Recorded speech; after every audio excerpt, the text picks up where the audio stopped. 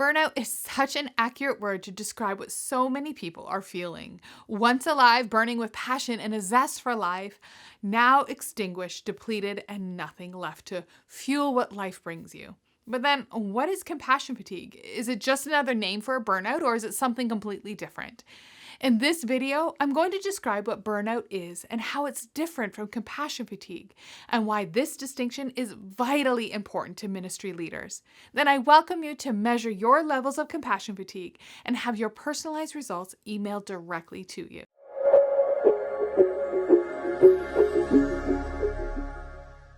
Hey there, my name is Laura, founder of Hope Made Strong, where we equip you and your ministry team to support and care for others in your community. If you're a ministry leader, you have likely felt the heavy weight of serving others. Whether it's just a story you've heard that sticks with you for a few days, or it's something that has changed your outlook on life. The impacts of caring for others can be hard to ignore. When we're feeling weary, it's easy to feel burnt out, and there's no question that when you serve others as an occupation or as a career, you can lose motivation. But there's a distinct difference between burnout and compassion fatigue that I think is vitally important to those in ministry. If there was a recipe for burnout, it would have 3 ingredients: hopelessness, helplessness, and prolonged stress. Hopelessness is really the belief or the mindset that things are going to be this way forever, that nothing is going to change. And when we feel the deadlines and the demands on our time or the needs of other people, that they're never ending, we can start to lose hope. Persistent needs and constant demands quickly begin to feel like you're in a hamster wheel and you're just trying to keep up. Now, helplessness is all about the lack of control and the feeling of powerlessness. Feelings of helplessness grow when we have no control over our deadlines, our environment, our time management, or our scope of work. When decisions are made for you rather than with you, or if you have no ability to change the issues that you're supporting, it can really lead you to feeling helpless. Then the third and final component of burnout is prolonged stress. Having high levels of stress is commonly known to be dangerous to the body. Studies have shown that stress can cause harm to blood pressure, the immune system, or even our mental health.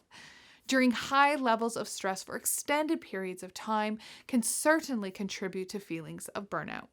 So let's bring this to life a little bit. At the time of this recording, the world is still in the throes of a pandemic. We're all at risk of burnout. COVID-19 seems to be going on and on and on, and at times it could feel like we're hopeless, like it's never going to change. Most of us have felt helpless or a loss of control because of the restrictions on gathering or on travel, and the added stress of lockdowns, school closures, and isolation has been keeping tensions high. Most people around the globe have all the ingredients of burnout, and it's true. Anyone can experience burnout. It's not unique to a culture or a position or a status. Everyone in any role or position can experience the wear and tear of burnout. However, compassion fatigue is different. Compassion fatigue impacts only those who provide support and care for others. Those who are in helping fields, people like teachers, first responders, healthcare workers, counselors, outreach workers, and clergy.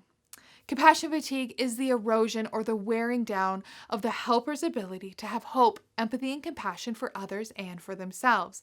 It's a result of providing care and support for others without the opportunity of refueling. Among the dozen or so factors that differentiate burnout and compassion fatigue, the one that I think is key to understand is the long-term impact of compassion fatigue as compared to burnout. With burnout, if you're able to find relief from that helplessness or the hopelessness or even the stress, you're likely to find that the symptoms of burnout subside with really no lasting impacts. But that's not the case with compassion fatigue. Compassion fatigue has long-term impacts to your worldview or to your well-being. If you hear or when you hear traumatic stories, or perhaps it's even 500 traumatic stories, each of these stories has an impact on you and your view of the world. Over time, your ability to see the world as a safe place is severely impacted. You may see the world as an unsafe place.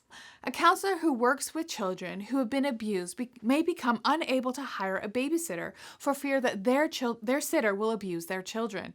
Or perhaps you're a youth outreach worker who works in a shelter and you become obsessed with monitoring your own teenage children, convinced that they too might be using drugs. Or an example from my life is that I worked on a community crisis team during a time when there were several teen suicides in my community. To this day, when I hear a train whistle blow, I immediately think that someone might be on the tracks. This is inevitable, and the reason why compassion fatigue is considered an occupational hazard and not just a situational response.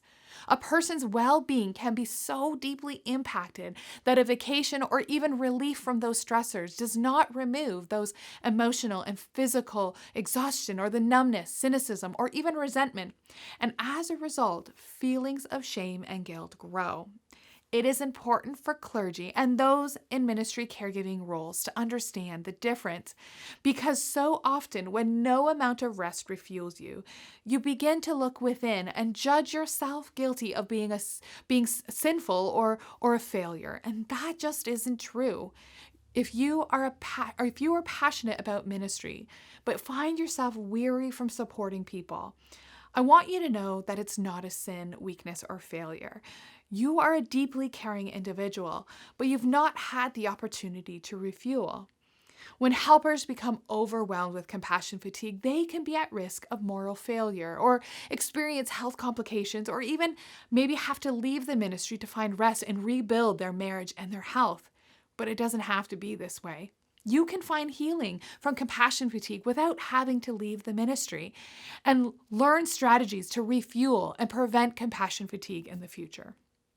As a known work hazard, compassion fatigue can be prevented, but I feel it is key to understand that first, that burnout is different than compassion fatigue.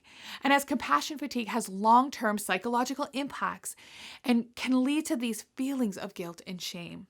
One of the tools to identify if you're experiencing compassion fatigue is a self-assessment.